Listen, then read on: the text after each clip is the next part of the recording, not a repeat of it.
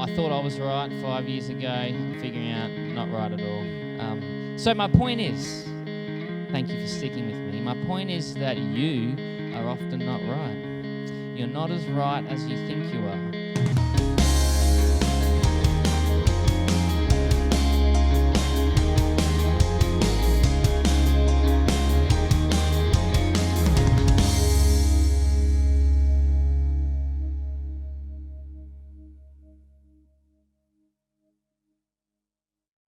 No offense, and he's going to wrap this up for us by offending you. So here you go.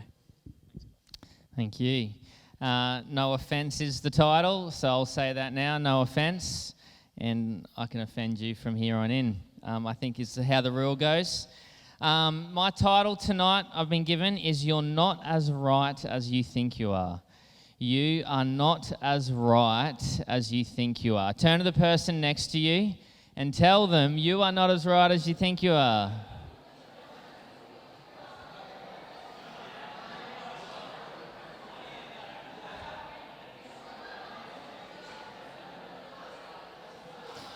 Some of you are having a bit too much fun with that. When I first got this topic, you're not as right as you think you are, you guys could have kept talking then. You're really telling people they weren't very right. You're good. All right. This actually backs up my next theory, believe it or not, so well done. In the morning, they weren't quite as into it, so this is going good. When I first got this topic, I was kind of thinking about life and pondering about life, which is a really good thing to do before you have to say something clearly, to think about airy things. But anyway, I came up with a graph, and this is called age versus rightness. So this is my age versus rightness graph. And this is just my opinion, so you can take it or leave it as you want. But we start off between 0 and 5 years old. And there's so much we want to know. We ask our parents why, and we want to find out all there is to know in the world. And then somewhere between, over the next 10 years, 5 to 15, our parents tell us a few things, and we think, actually, I think I got it from here. I pretty much know nearly everything. I'm 15. Any 15-year-olds here? You're near the top of the food chain in knowledge. And by the time that we are 20, we're like, I actually pretty much know everything. And I completely surprise myself all the time that whatever I think in my head is just awesome. And so I tell everybody what I think, and it's really right. And then by the time you're 25, who's 25 or around there? Good. By the time you're 25, you're like, make me the prime minister of this miserable universe, because I could solve all the world's problems in about 2 years if people would listen to me. Then somewhere around 30, we actually start to think, there's a couple of things I actually don't know here. I'm at about 32, so I'm somewhere around there. There's only a couple of things I don't know. And then at 35, you're sort of like, I don't really know anything. And then at 40, you have your midlife crisis, and you're like, I know nothing. It's impossible to know anything. I'm clueless. I'm not going to say anything at all. Just keep my mouth shut. And then by the time you're 50, I'm sure we've got a couple of those here. We are full of grace. We're such good, useful people to the world because we actually have a few strong convictions. We know a few things we believe to be true, but we actually realise that we could be wrong. We're often not right, and so that's not the point. And we're useful for the first time in our lives when we turn 50. And hopefully your wife's still with you, so you can be useful to her for the first time in your life as well. And you've got a few good years, or hopefully a lot of good years left to be helpful to other people. So I'm speaking way out of line here because what do I know above any age or even below, who knows? But I think that once you hit 60 somewhere, then, you're just hitting the sweet spot, heaps. But, you're just a really humble, good person. I do think there is another option for 60. I'll tell you when I get there, but I think that sometimes you can hit 60 and you don't have time for anybody because you actually do have it half sorted out and you're not full of grace. You're just like, don't talk to me, you're all idiots. If you've got holes in your jeans, who bought holes in their jeans tonight? Yeah, if you do that, if you go to a coffee shop more than once a day, then you're a moron, don't talk to me. You know nothing about the world, so I'm not saying I think that, but there's kind of two tracks you can go. Anyway, lucky for you guys tonight, I've put my age up there. I'm about 32, so I'm actually right 80% of the time, which is good for you. So 80% of what I say tonight will be right. My wife told me on the way home this morning where I was wrong as well. So she only heard about 20% of it, but she knew pretty much everything that was wrong with it. And so I'm at about 90. By my guide, I should be at about 65%, but I don't think this is really with age. It's more with maturity. And so I should be at about 65% in rightness, but I'm still up at about 80, which is good news for you guys.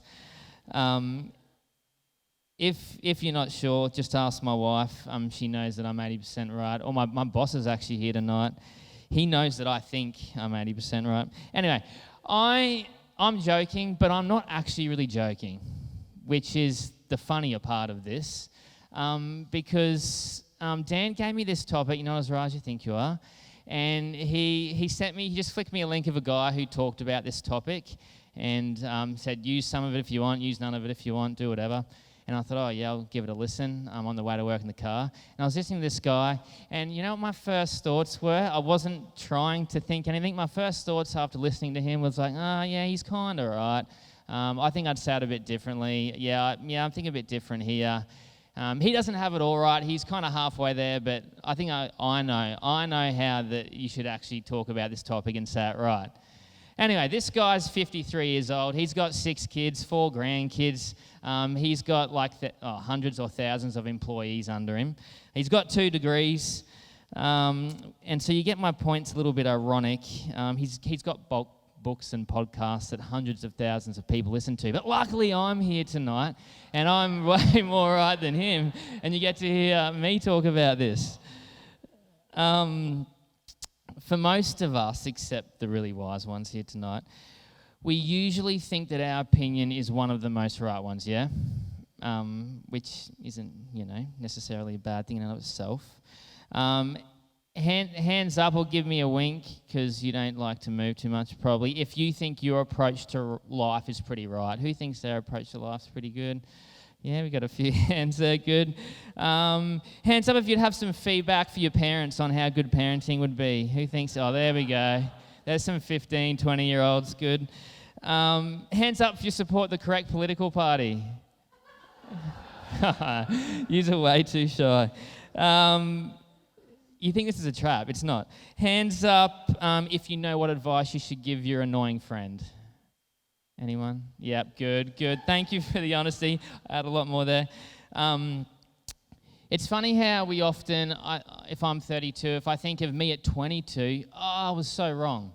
I was such an idiot. But when I was 22, I was convinced I was up, I don't know, 90% or something on the right, 100 nearly on the rightness scale, which surprises me. So it scares me to think what I'm going to think when I'm 40.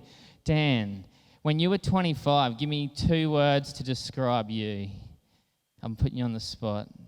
Were you really right when you were 25? Like, where were you out of 100 on the rightness scale? Christ-like. Oh, good. There we go. I'll let you judge where you think Dan is on this scale. You can be the judge of that.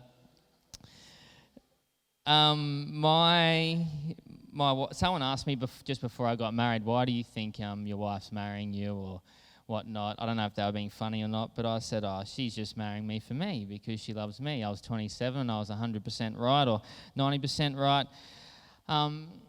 But 3 months in the marriage, I found out that's not why my wife loves me at all. My wife doesn't love me just for who I am. She actually loves me for taking off my shoes before I walk in the house after she's just cleaned it.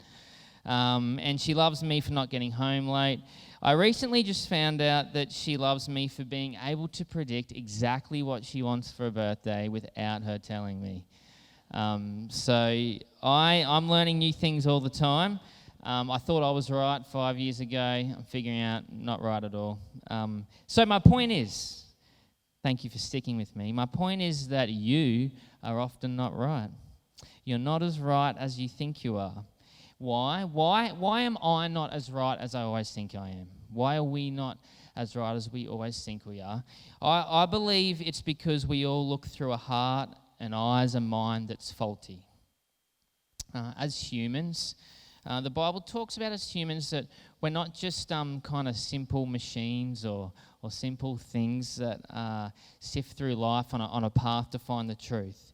We are full of emotions and desires and hopes and fears and experiences and past experiences or lack thereof. And all these things, they completely alter our reality of how things are. And that's why I think now I was an idiot when I was 22, but when I was 22, I thought I was the opposite to an idiot. I was a genius. Why is it important for us to realize this? Why do we want to realize, hey, I'm not always right? I think the reason why it's with this series is because if you realize that you're not always right, you'll live a whole lot less unoffended. You're not going to get offended as much. If someone tells me I'm wrong, I'm like, there's a good chance I am wrong, so I'm not offended. And not living offended actually makes for a way better world. A way better world. We'd get along a lot better. We'd have better friendships, better relationships, better workplaces and homes, and everything would just be a lot better. That's why. But we all know that. We all know that. We experience it. The real question that I want to ask tonight is, how do we go from being annoying know-it-alls who offend and easily get offended to realistic, wise, useful people? How do we go from one to the other? I was listening to a TED Talk by a lady named Julia Garliff, and she's pretty much talking about the same thing. She's not religious at all. She's like a philosopher, and she looks at the world, especially right now, especially in our culture, and it's a bit messed up. We don't know how to get along very well. If we disagree, then we just got to, either not talk to each other, or if we try to talk to each other, we'll probably hate each other and get offended at some point. So she's in New York, and she's trying to get people to have more of an open mind. She starts up a business. It goes really well, and she wants people to think, you're not always right. We need to understand this. And she says that you can't just tell people to be more objective. You can't just tell people you're often wrong. So next time you think you're right, just relax. You can't just tell people that, she says. She says you have to get them to want something else. You have to get them to yearn for something else. And she says you have to get them to yearn for the truth and for a better world. And once we start to desire that, then maybe we'll actually start to be a little bit less offensive and a little bit more humble in our attitude. And I actually really agree with her. If I tell you, when you leave this place, you're often wrong, so next time someone offends you or tells you you're wrong, just chill out, like you probably are wrong, so don't get offended. I don't think that's super helpful. I want to ask you tonight, what do you yearn for the most? What do you want the most? Especially if you're in an argument. Try and think of an argument you've had recently in your life. What do you want the most? Do you yearn to be right? Do you yearn to defend your beliefs? To prove others wrong? To look good or to impress? Or do you yearn for peace? For unity? Do you yearn for the truth but married with grace? As Christians, we would say, do you yearn for Jesus, for his peace and his love? In this TED Talk, they went on to say, I don't even know what TED Talk stands for. Who knows what TED Talk? If you know what TED Talk is, it's like really smart people that talk, and they're on YouTube. So there we go. In this TED Talk, the study showed there was no correlation between unoffended people and IQ, how smart you are, which is really good news looking at some of you. You don't have to be really smart. You don't have to be really smart to be a good human and not get offended, which is really good news. I want to argue. They actually say that people who get offended less actually have different emotions and different goals. And I want to propose tonight that Christians have the potential to be the least offended people on the planet. Christians have the potential, doesn't mean they are or they will be, but they have the potential to be the least offended people on the planet. Why? Because we don't have to be right to be given the thumbs up. You don't have to be right to be approved and accepted. My self-worth, my security is not dependent on whether I am right about politics, whether I'm right about religion or finance or vaccines or issues between my relationships or issues that are going on at work. Sure, we think it's important to be right. Like, religious people think that more than anyone. Like, the truth matters and the truth's important. And it doesn't mean that you just lie down and don't worry about it. You have your best crack. You try your hardest with all your effort to decipher the truth and figure out what's true and figure out what's right. But we're totally okay with getting it wrong because God accepts us whether we get it wrong. And that's the good news of Jesus. The most right person who ever lived, he died in our place. So when we're wrong, God still approves us. Turn the person, actually I'm going to ask you a question first and you're going to give your opinion to the person next to you. Is it the job of a Christian to be right, or is it the job of a Christian to be loving and humble? You might have a third option, but turn the person next to you, is the job of the Christian to be right, or is it the job of the Christian to be loving and humble?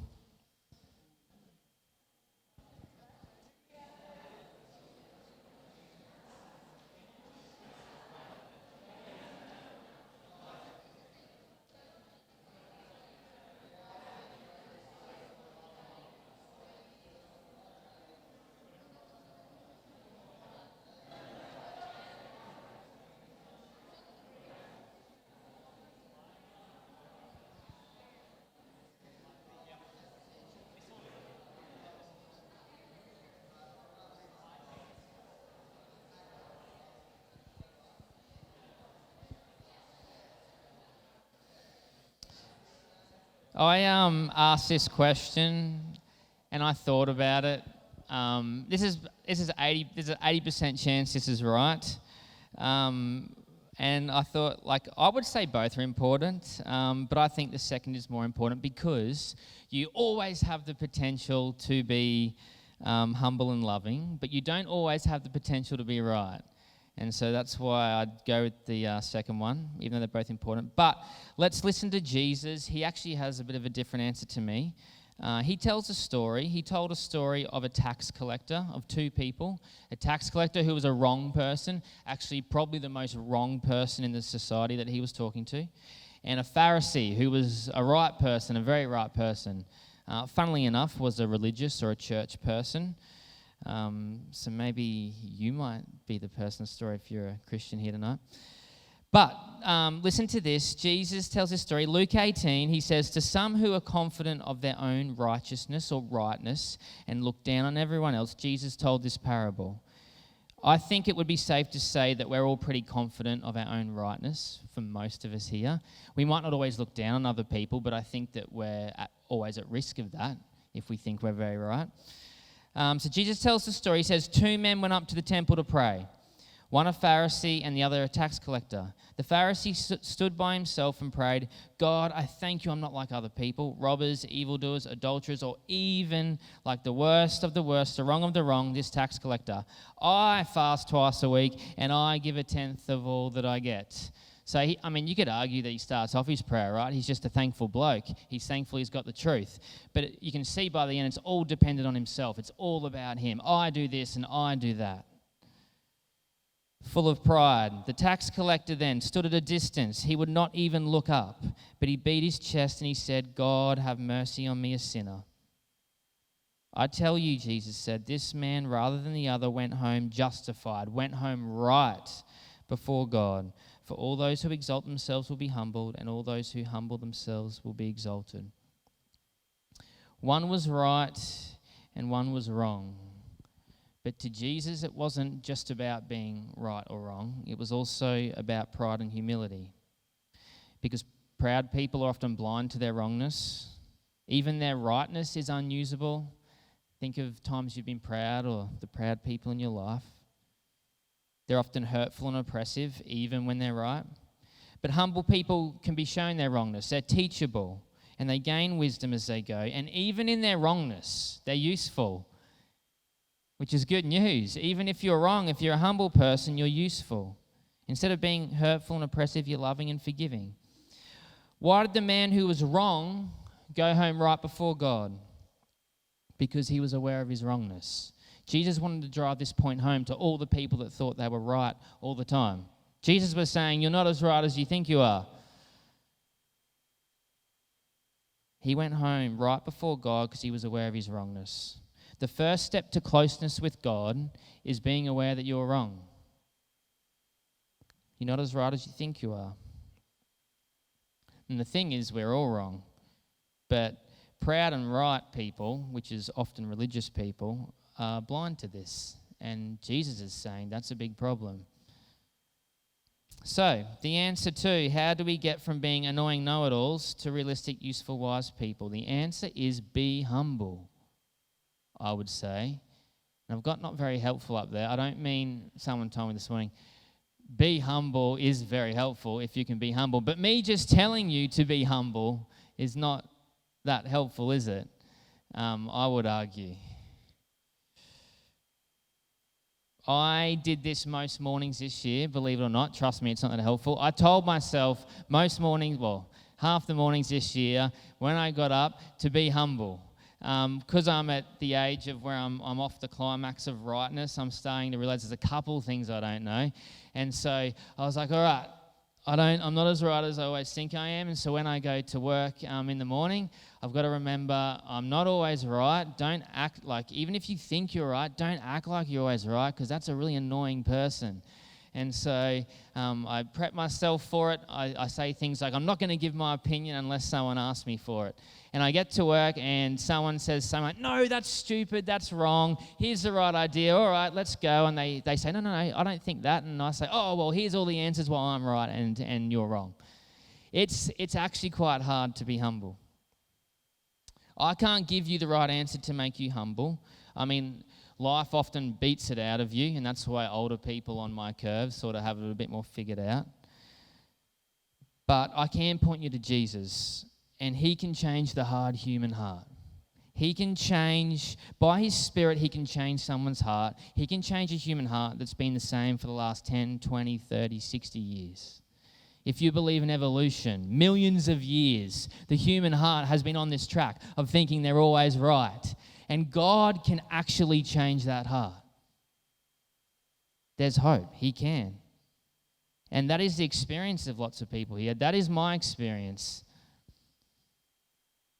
It's slow progress, usually. But God can change the hard human heart. So I'd like to propose tonight that we actually need Jesus. And more than just Jesus, we need to be with Jesus. Do you spend time in your day with God?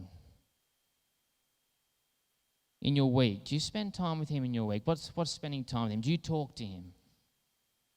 Do you talk to him? During your day, do you invite him into the different situations? If you don't, I guarantee his love won't be that real to you. His Spirit will be left waiting. And of course you'll take offense. That's the most normal human thing to do, is to get offended at some point, because we're all human and we all have vulnerabilities and insecurities. You must drive the truth of who Jesus is deep into your heart. And what did Jesus do? When Jesus was born, Rome was the world power. Rome was the mighty power at the time, and humility was not a virtue. Humility was not something that was good. It was actually more of a perversion. And the good thing to do was honor and respect. And you were awesome if you were right. And that's what made you powerful, being right. That's what Rome esteemed. That's how the whole world worked. And in this world, the powerful world of ancient Rome and Greece, Jesus stands up and he says the most shocking thing. He stands up and he says, humility is actually the most important thing. Humility is the cornerstone of all character. And it shocked the world. They thought it was ridiculous. But the stranger thing was, it wasn't what he said that changed the world. It was actually what he did. Jesus died. The most right person who ever lived died in the lowest place at that time, which was a Roman cross. And so the first followers of Jesus, they had to decide. They had to decide, well, potentially this means that Jesus isn't as great as we thought he was. Or we have to redefine greatness. And that's what they actually ended up doing. They redefined greatness. to be humility. And it's spread throughout the world. And now all the ethics that have shaped our world that we live in, or this part of the world, is actually from this symbol of the cross. We think it's beautiful to be humble and something to chase after. It was important that Jesus was right. It was very important. But what did rightness do? What did absolute, pure, total rightness do? It lowered itself for the good of others, for the good of you and good of me. If you're a follower of Jesus, that's what God commands you and me to do. In our rightness, use the power of rightness for the good of others. In Philippians 2, the writer says, therefore, if you have any encouragement from being with Christ, any comfort from his love, any common share in the Spirit, any tenderness and compassion, if there is anything in you that has experienced the love and the grace of God, if there's anything in you that's experienced his humility, rightness coming to you in your wrongness and giving himself and serving you, if anything in you has experienced that, then make my joy complete. Be like-minded. Get along. Have the same love. One in spirit and one in mind. Don't do stuff out of selfish ambition, it says, or for yourself. Instead, look to others' interests, not your own. In your relationship with one another, have the same mindset as Christ Jesus, who being in very nature God, didn't consider rightness, equality with God, something to be used to his own advantage. Rather, he made himself nothing, took on the nature of a servant, became human, as a man, humbled himself even to death on a cross. I'm not saying you always have to think you're wrong and just agree with everyone or minimize the truth or, God forbid, say the truth doesn't matter. But I am saying if you don't stand up for the truth with humility, you'll pretty much be useless. Almost. Without humility, you'll be far from God, and you won't live out what God has for your life. But with humility, you'll always be close to God no matter what. You'll grow every day to become more like him, and even in your wrongness, you'll be helpful to the world around you. The band can jump up if that's what we're doing next. As I finish, I've got a quote from Tim Keller. If you know him, he's an older bloke who's really smart. And I actually reworded the quote because I think I'm smarter than him. How about that? He says something like this. He says that tolerance or humility, which is something our culture realizes we have a bit of a problem here. And so now one of the highest values in our culture is being tolerant with each other. We need to get along. We know that. But that comes with its own set of problems. So the quote goes, tolerance or humility is not measured by how much you just accept and agree with everyone else around you. It's measured by how you treat people who disagree with you. If you want a practical thing to measure this week, how do you treat those that disagree with you? Doesn't mean you just lie down and let them walk all over you or just agree with whatever they say. But how do you treat them? And it's going to look different in every situation. But Jesus gives us a picture of what it looks like. And he doesn't just tell us, be humble. He actually helps. He comes to us and we experience it. And that's what changes us. We don't always need to be right. What we need is humility, and what we truly and deeply need is Jesus. You're not as right as you think you are, but you don't need to always be right to change the world. Or, as I would like to say, you don't always need to be right to change your little world, to change your workplace, to change your family, your relationships.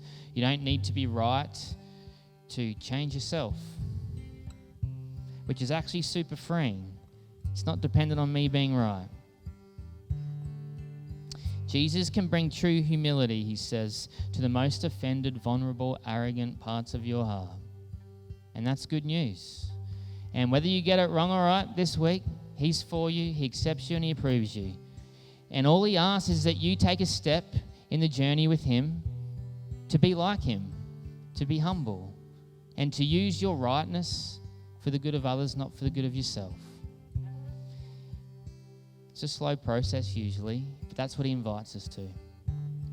Let's pray. God, I thank you that you know where we're at. You see our hearts like that psalm earlier, Psalm 51. You know that our hearts are deceitful above all things. God, you know that we are so foolish and we're so arrogant and proud. We don't even realize it sometimes. Often our humility is just false humility. But I thank you that you're aware of that and you see that, and you don't come to us with your rightness and just beat us over the head with it, usually. God, you come to us. You come to us, the most right person who ever lived. You come to us and you use your rightness to serve us. And you serve us and you give yourself for us. God, you did it 2,000 years ago and you keep doing it today. We acknowledge that tonight and we thank you. We thank you that you use your rightness for us. We pray that you'd help us this week. Help us for the rest of our lives to be like you. God, it's so hard. It is so hard to change our hearts from pride to humility. So difficult. But God, you can actually help us. You can actually show us a way where it becomes easy.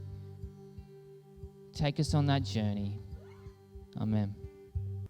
Hey guys, I hope you enjoyed that. If you did and you want more Lifepoint content, subscribe to our channel right now. Or if you're in the area around Moreton Bay or Rothwell, head to our service. Sunday, we'd love to see you there. lifepoint.org.au for all the details. We'll see you soon.